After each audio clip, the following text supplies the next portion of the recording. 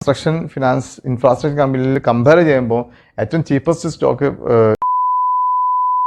അതുകൊണ്ടാണ് ഞാനത് റെക്കമെൻഡ് ചെയ്യുന്നത്.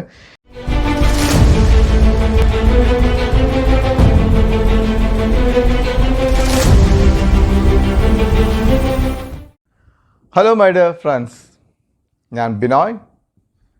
എല്ലാവർക്കും ബിനോയ്സ് തോട്ടിലേക്ക് സ്വാഗതം. അശോക ബിൽഡ്കോൺ ലിമിറ്റഡ് എന്നൊരു കമ്പനിയുണ്ട്.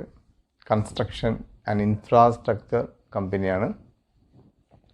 Mainly EPC projects, power projects, PPP projects, railway projects, electrification projects, city gas distribution projects, ഇങ്ങനെ ഒരു വൈഡ് റേഞ്ച് ഓഫ് ബിസിനസ്സിൽ ഉൾപ്പെട്ട ഒരു കമ്പനിയാണ് അശോക ബിൽഡ്കോൺ. ഇന്ത്യൻ ഗവൺമെൻറ്റിൻ്റെ capex plans towards infrastructure and construction is very huge. അതുകൊണ്ട് തന്നെ ഈ എല്ലാ കമ്പനിക്കും വളരാനുള്ള സാധ്യതകൾ വളരെ കൂടുതലാണ്. അശോക ബിൽഡ്കോണിനെ സംബന്ധിച്ച് പറയുകയാണെങ്കിൽ നല്ല ഓർഡേഴ്സ് ഉള്ള കമ്പനിയാണ്. എക്സിക്യൂഷനും സൂപ്പറാണ്. പക്ഷേ ഇത് ഇതിൻ്റെ ഇയർ ഹൈയിൽ നിന്നും താഴോട്ട് വന്ന് ഏകദേശം 170 ലെവൽ വരെ അശോക ബിൽഡ്കോൺ വന്നിട്ടുണ്ടായിരുന്നു. നമ്മളതിൻ്റെ പി റേഷ്യോ, EPS എല്ലാ പാരാമീറ്റേഴ്സും നോക്കുകയാണെങ്കിൽ നെഗറ്റീവ്സ് ഒന്നുമില്ല. പക്ഷേ ഈ ഒരു കമ്പനിക്ക് ഡെപ്റ്റ് വളരെ കൂടുതലായിരുന്നു. 2021 നോക്കുകയാണെങ്കിൽ 9.95 ആയിരുന്നു അതിൻ്റെ ഡെപ്റ്റ് ഇക്വിറ്റി റേഷ്യോ എന്ന് പറയുന്നത്. അത് വളരെ ഹൈ ആണ്. ഓട്ടോമാറ്റിക്കലി ഇതായിരുന്നു കമ്പനീൻ്റെ മെയിൻ കൺസേൺ.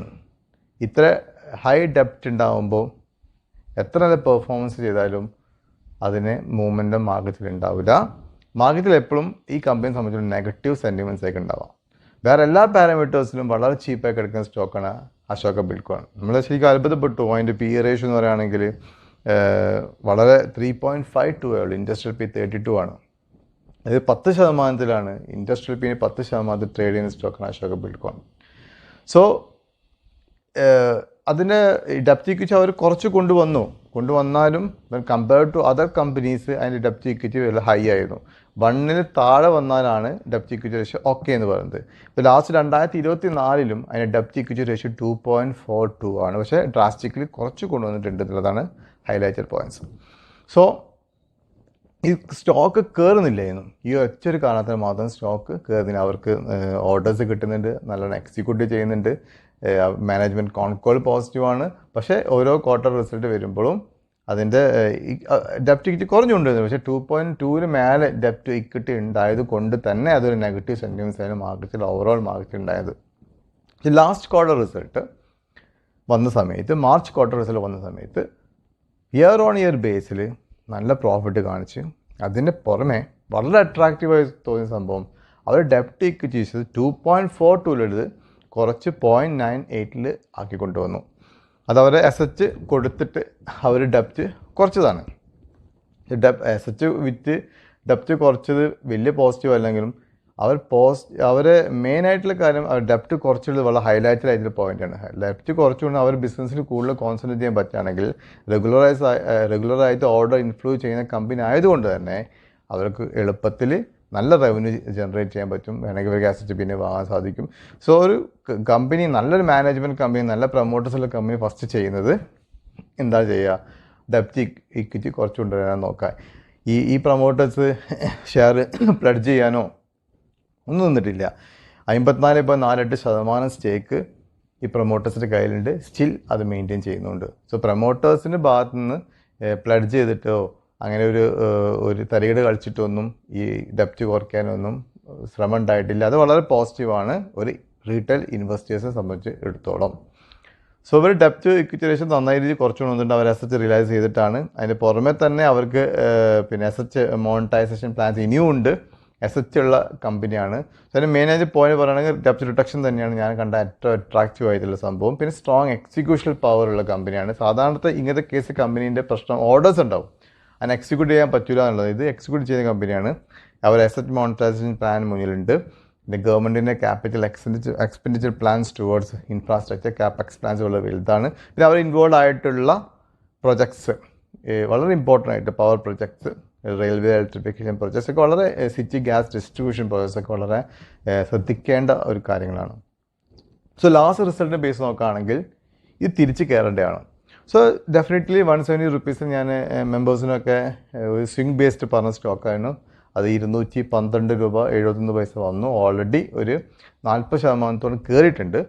സോ ഒരു കൺസോളിഡേഷൻ എക്സ്പെക്റ്റ് ചെയ്യാം.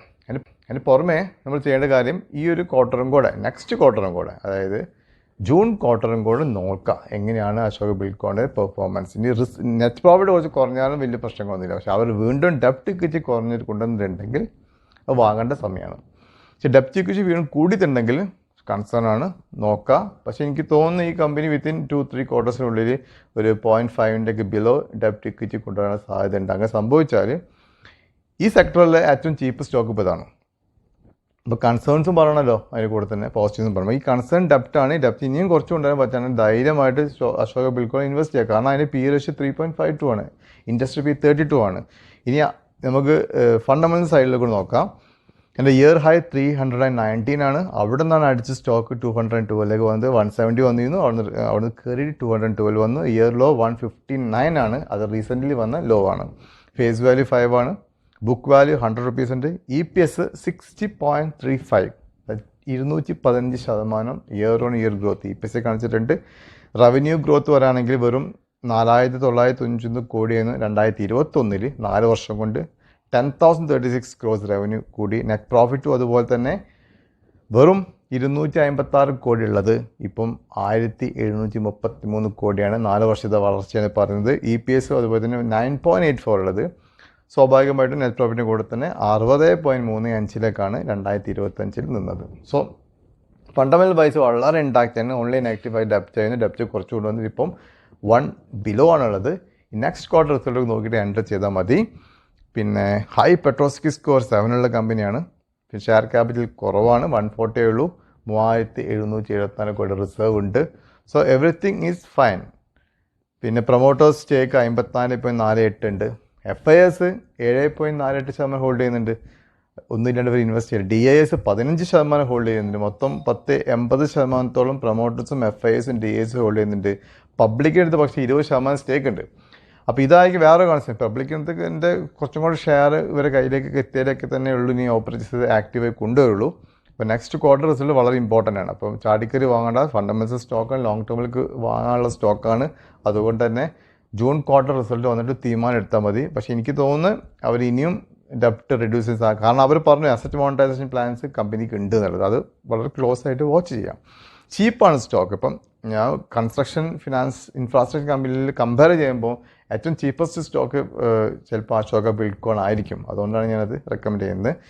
പിന്നെ അവർ വേറൊരു attractive business ready mix concrete, production sales ready mix, അതും വളരെ അട്രാക്റ്റീവ് ആയിട്ടുള്ള ഒരു ബിസിനസ്സാണ് അവരത്.